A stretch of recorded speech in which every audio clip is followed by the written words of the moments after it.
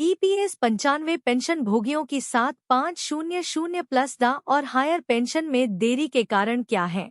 EPS 95 pension भोगियों की समस्याएं जटिल हैं, लेकिन संगठित प्रयास और सही दिशा में काम करके इन्हें हल किया जा सकता है। सभी संबंधित पक्षों की सक्रिय भागीदारी और एकता ही इन मुद्दों का स्थायी समाधान ला सकती है।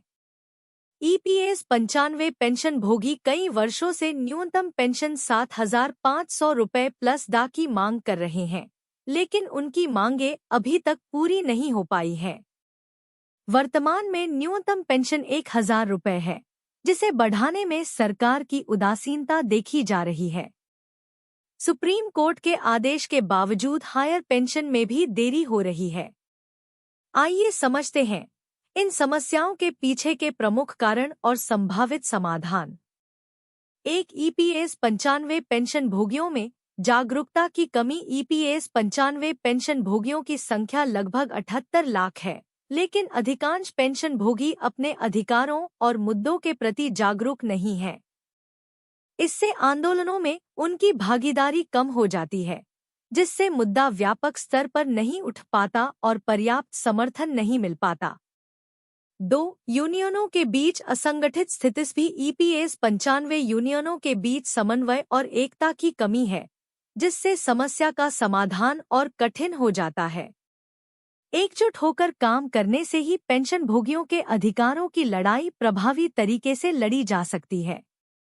3, कानूनी जानकारी का अभाव। अधिकांश पेंशन भोगियों और उनके संघों के नेतृत्व में कानूनी ज्ञान की कमी है। वे न्यूनतम पेंशन या हायर पेंशन मुद्दों पर ईपीएफओ और अदालत को सही कानूनी तर्क देने में असमर्थ हैं, जिससे उनके मामले कमजोर हो जाते हैं। 4, नकारात्मक धारणाएं और भ्रांतियां। विभिन्न एजेंसियां और सोशल मीडिया चैनल न्यूनतम पेंशन या हायर पेंशन मुद्दों के खिलाफ तर्क दे रहे हैं। इससे पेंशन भोगी और सदस्य भ्रमित हो जाते हैं और सही जानकारी के अभाव में गलत धारणाएं बना लेते हैं। 5, प्रक्रियात्मक देरी। सरकार और ईपीएफओ द्वारा प्रक्रियात्मक देरी भी एक महत्वपूर्ण कारण है। हायर पेंशन पीपीओ या मांग पत्र जारी करने में देरी से पेंशन भोगियों की समस्याएं बढ़ जाती हैं, जिससे उनका जीवन स्तर प्रभावित होता है। 6, राजनीतिक स्तर पर समर्थन की कमी। ईपीएस 95 पेंशन मुद्दों पर राजनीतिक हस्तक्षेप और समर्थन की कमी भी एक बड़ा कारण है। राजनीतिक दलों द्वारा पर्याप्त समर्थन नहीं मिलने से सरकार पर दबाव नहीं बनता कि वे जल्दी और प्रभावी निर्णय ले। 7, आर्थिक चुनौतियां। अधिकांश पेंशन भोगियों के पास आर्थिक संसाधनों की कमी है, जिससे वे अपने अधिकारों के लिए संघर्ष नहीं कर पाते। यह आर्थिक कमजोरी उन्हें अपनी आवाज उठाने से रोकती है और उनके अधिकारों से वंचित रखती है। क्या है समाधान? इन समस्याओं के समाधान के लिए संगठित और सामूहिक प्रयास की आवश्यकता है। पेंशन भोगियों को अपने अधिकारों के प्रति जागरूक करने के लिए व्यापक जागरूकता अभियान चलाए जाने चाहिए। यूनियनों को एकजुट होकर कानूनी लड़ाई लड़ने और सरकार पर दबाव बनाने की जरूरत है। सांसद जी कर रहे मौज। हर साल बढ़ रही पेंशन। ईपीएस 95 पेंशनधारक दाने दाने को मोहताज सांसदों को बढ़िया पेंशन और सुविधाएं मिलती हैं, जबकि ईपीएस 95 पेंशनधारक कम पेंशन पर संघर्ष कर रहे हैं। देश के सांसदों और विधायकों को मिलने वाली उदार पेंशन और सुविधाओं के मुकाबले ईपीएस 95 पेंशनधारकों की हालत बेहद दयनीय है। पेंशन व्यवस्था की इस असमानता पर सवाल उठाना अब जरूरी हो गया है, जहां एक तरफ जनप्रतिनिधियों को बिना न्यूनतम कार्यकाल के जीवन भर की पेंशन मिलती है, वहीं दूसरी ओर लाखों ईपीएस 95 पेंशनधारकों को उनके वर्षों की मेहनत के बदले बहुत कम पेंशन मिलती है। सांसदों की पेंशन बनाम ईपीएस 95 पेंशन, क्या यह न्यायसंगत है? सांसदों को संसद सदस्य वेतन, भत्ता और पेंशन अधिनियम 1954 के तहत हर महीने 25,000 रुपये या उससे अधिक की पेंशन मिलती है। यहाँ तक कि अगर कोई सांसद एक दिन के लिए भी चुना जाता है, तो उसे जीवन भर पेंशन दी जाती है। इसके अलावा यदि कार्यकाल बढ़ता है तो हर साल अतिरिक्त पेंशन भी जुड़ती है। दूसरी ओर ईपीएस 95 पेंशन धारकों को औसतन सिर्फ 1,000 से 3,000 रुपए की पेंशन मिलती है, जो उनके जीवन यापन के लिए पर्याप्त नहीं है।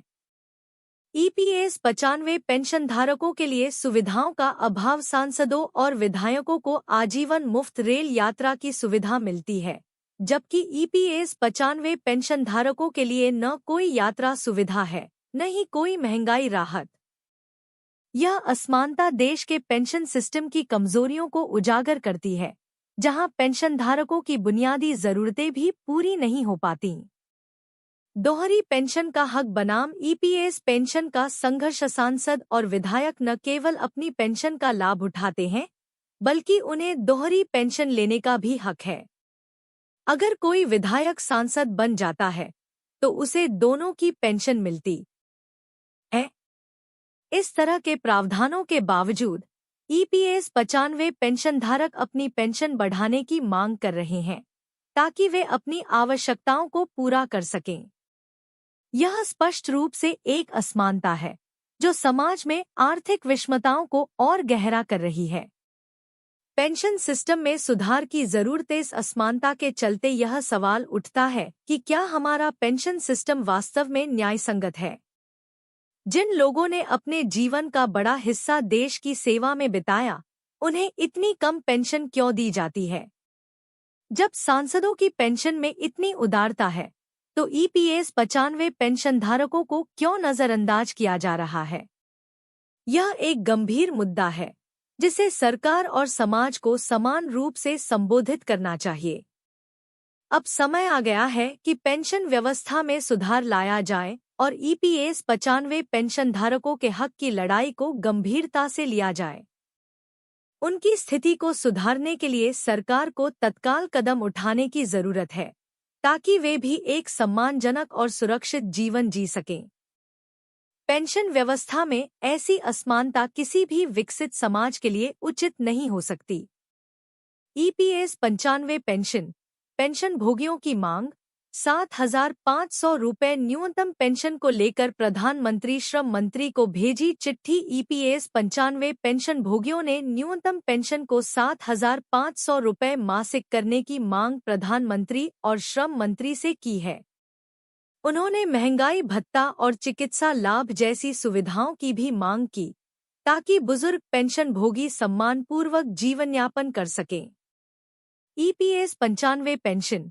देश भर में ईपीएस 95 एम्प्लॉय पेंशन स्कीम 1995 के तहत पेंशन पाने वाले बुजुर्गों की ओर से न्यूनतम पेंशन को बढ़ाकर 7,500 रुपये करने की मांग फिर से जोर पकड़ रही है। महाराष्ट्र के पुणे से पेंशन भोगियों ने प्रधानमंत्री नरेंद्र मोदी और श्रम मंत्री मनसुख मांडविया को एक चिट्ठी भेजी है, जिसमें न्यूनतम पेंशन में वृद्धि की अपील की गई है।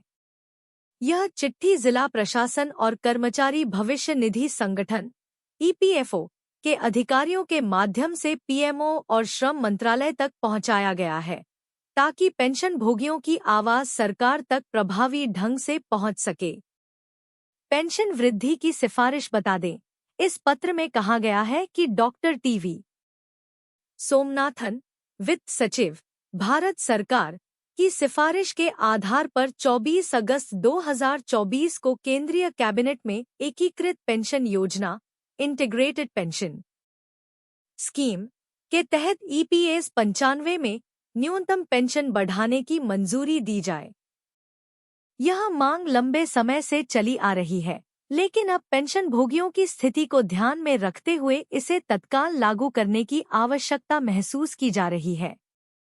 न्यूनतम पेंशन वृद्धि की आवश्यकताएं नेसी national action committee EPS 95 pension भोगियों के प्रतिनिधि के रूप में लगातार सरकार से पेंशन में वृद्धि की मांग कर रही है। 8 फरवरी 2022 को डॉक्टर टीवी सोमनाथन के साथ एक द्विपक्षीय बैठक में इस मुद्दे पर विस्तार से चर्चा हुई थी। उस समय चर्चा के दौरान दी गई जानकारी की सराहना की गई थी और पेंशन वृद्धि की दिशा में सकारात्मक संकेत मिले थे। हालांकि आज तक कोई ठोस निर्णय नहीं लिया गया, जिससे लाखों पेंशन भोगी निराश हैं। पेंशन भोगियों का कहना है कि न्यूनतम पेंशन को 7,500 रुपये मासिक तक बढ़ाने की मांग कई वर्षों से चल रही है, लेकिन अब तक इसे लागू नहीं किया गया है। वर्तमान में अधिकांश पेंशन भोगियों को बहुत कम पेंशन मिल रही है, जो उनकी बुनियादी जरूरतों को पूरा करने में भी असमर्थ है। श्रम मंत्री से अपील। ईपीएस 95 राष्ट्रीय आंदोलन समिति ने श्रम मंत्री डॉक्टर मनसुख मांडविया से अपील की है कि वे इस महत्वपूर्ण मुद्दे को प्राथमिकता से हल करें। समिति का कहना है कि पेंशन में 7,500 रुपये मासिक के साथ साथ महंगाई भत्ता, डा और चिकित्सा लाभ जैसी सुविधाओं की भी आवश्यकता है, ताकि पेंशन भोगियों को सम्मानपूर्वक जीवनयापन करने में सहायता मिल सके। प्रधानमंत्री द्वारा 24 अगस्त 2024 को यूनिफाइड पेंशन स्कीम (यूपीएस) की घोषणा के बाद पेंशन भोगियों में उम्मीद जगी है कि सरकार उनकी समस्याओं का समाधान करेगी। ईपीएस 95 पेंशन भोगियों का कहना है कि उन्हें सम्मानपूर्वक जीने के लिए न्यूनतम पेंशन में तत्काल वृद्धि की जरूरत है। निष्कर्ष, ईपीएस 95 पेंशन भोगियों की मांगे सीधे उनके जीवन के सम्मान और गरिमा से जुड़ी हुई हैं। न्यूनतम पेंशन को 7,500 रुपये तक बढ़ाने और चिकित्सा लाभ जैसी सुविधाएं प्रदान करने से लाखों बुजुर्गों को राहत मिलेगी।